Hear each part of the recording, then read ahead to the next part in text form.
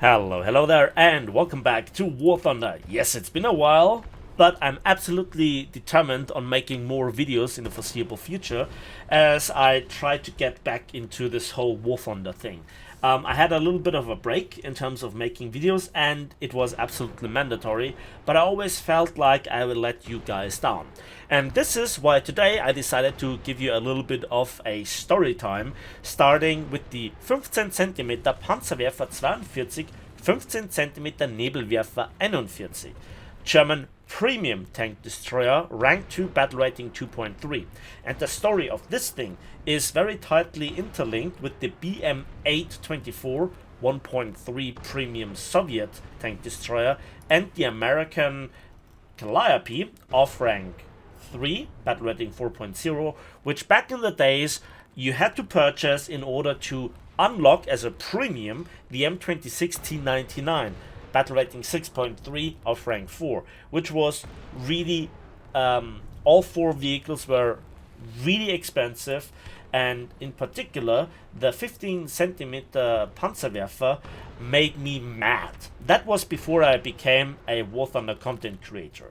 Now, before we talk about further why that was the case, let's quickly talk about the basics. So you have a half track, which is cool, that has very thin armor, so it's 8 millimeters at best, in some places only 4 millimeters, and isn't really that good because it has only 68 horsepower for a 7.1 ton tank, so less than 10 horsepower per ton, and a top speed of 47 kilometers per hour. And in reverse it's not great. The turning circle is absolutely abysmal, so you have the worst of both worlds. And then you have just the one thing that it's all about, the 10 launch tubes, where you can fire 150mm Werfergranaten 41 Sprengraketen. You have 20, so you have a full reload, but only if you empty them completely, then the reload starts. And the reload in the cap circle is also quite a lot. You have then also a front mounted MG42 and with a limited firing angle. And when you hit something lightly protected that has either directly on the armor plate less than 27 millimeters, or the armor plate that you still can splash less than 27 millimeters, well, then you cause overpressure because you detonate basically 2.2 kilograms of TNT equivalent bursting charge, which is nasty, but I kind of would expect a bit more bang from such huge rockets, especially in this caliber, but it is what it is. It's a little bit interesting to see where this thing comes historically. Basically, the Germans tried to copy to a certain degree the Katyusha, or at least it was inspired by this, especially this version, but that doesn't really matter. So there is also the problem that sometimes you see something that you just cannot splash, something like a Matilda or a Valentine, etc. And that is then a little bit frustrating because, you know, you're supposed to have this huge attention, this huge firepower, and you can see that the launch of my rockets with this huge smoke trail got the attention of a plane. There it is. And you know, you need a direct hit versus planes, which is all the more interesting because when you hit, you expect the plane to die. What is now sadly not really shown in the replay is that he shot down the rocket in flight with his machine guns. Unlucky. And you can see now the slow turret rotation speed. I tried to also rotate the hull here, but it is really slow.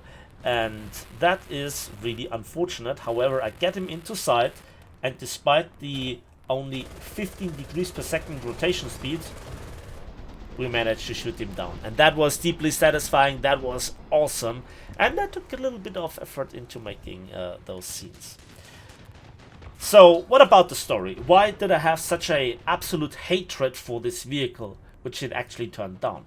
As I said, it was before I became a content creator. One of the perks of being a content creator associated with Gaijin Entertainment is that you can request on a monthly basis stuff for you to make videos on. And the first thing that I requested was this the BM-824 and the Calliope, and later then also the T-99, because I hated them so much. That doesn't make sense, Napalm. Well, let me explain. It was not that I hated the tanks or their performance, them being OP or really weak. No, what I hated about them was their hyper-aggressive advertisement by Gaijin Entertainment. So when you spun the wheel of poverty coming out of a match and you could get something, it was discounts. It was all the discounts for this, the Calliope, etc., etc. And it was discounts for, from 5 to 10%, up to I think 30% at some point. And I got lots and lots and lots of those discounts.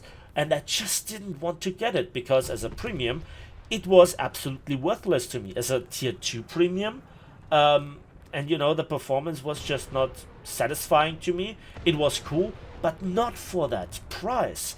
The price was ridiculous. I don't know what it was and what it's right now, but it was super expensive and I just wanted not to invest into it.